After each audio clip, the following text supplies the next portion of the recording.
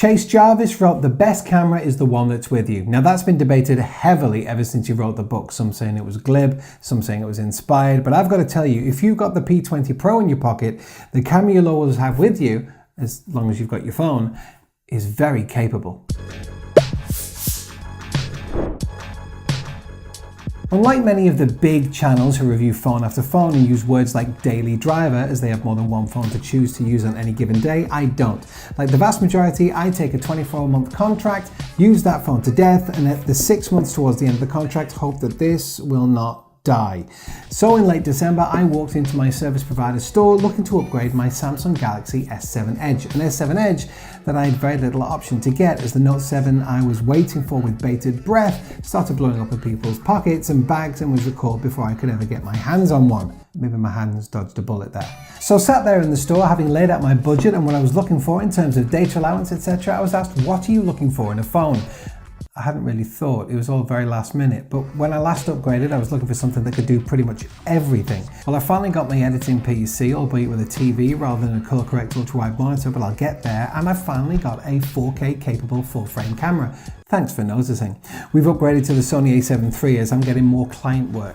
So what was I looking for? Well, other than the general email and social media apps, I guess the camera was the main thing. 2 days after I was upgrading on the 1st of January, I was set to head out to Thailand with my wife, and although I was taking the Sony with me, a decent shooter on my phone would definitely be something I'd benefit from. The P20 Pro was suggested to me, and I'm so glad it was. I ummed and ahed a little bit and went back and forth with specs and contract allowances and finally pulled the trigger. And this is one of the first shots I got.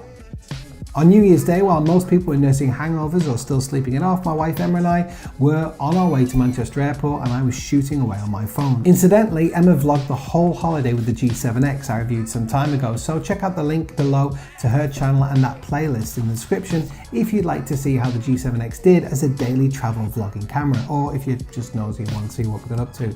Back to the P20 Pro camera. In short, it's one of the best point and shoots I've ever used, regardless of it having a phone attached to it or not. It's brilliant. It adds that creamy out of focus bokeh effect when you want it to.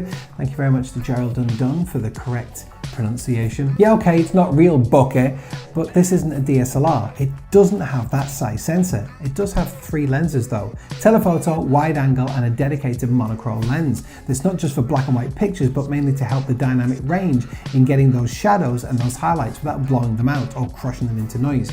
Yeah, you did see a crack there, and no, I didn't drop it. The phone was in my wife's bum bag when we moved from a long-tail boat to a ferry when island hopping. It never took a knock, but must have had some pressure on it. It can't have had much though, and yeah, it cracked. No idea. That said, the phone does come with a clear silicone case free of charge and also has a glass screen protector. I've never had a manufacturer provide those out of the box before. As you can see, neither are great, but they do get you started, especially when you're heading away on holiday within 2 days and you have the time to put in an Amazon order. The crack hasn't affected the usage of the phone, so it hasn't really bothered it yet, but yeah, it bothers me. Just leave it. As well as exceptional shots during the day and an incredible ability to expose nighttime shots as long as you hold it steady, not that you have to do it, rock solid, just steady. The video capabilities of this camera are also great. 960 FPS slow-mo option.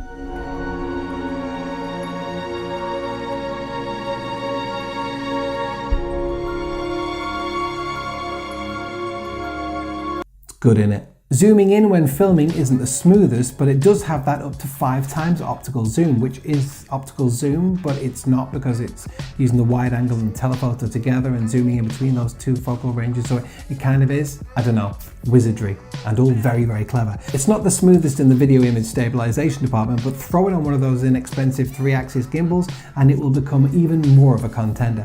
What can I say? It's an absolutely fantastic camera in this. It's around 50% cheaper retail than the counterparts from Apple or Samsung, and on contract it's around 30 to 40% cheaper per month. If you're new here, if you've never seen the channel before, this is Musing of a Man. My name is Adam. We do tech reviews, tutorials, tips and tricks, all that kind of stuff. So if you've enjoyed it, first click the like button, please. Really helps out the channel. Seriously, please just click the thumbs up. Don't click the thumbs down. Why would you do that? And of course, if you're a glutton for punishment, make sure you subscribe and click on the bell so you don't miss anything coming in the future. But with that said, as usual, thanks so much for watching. I'll see you on the next one.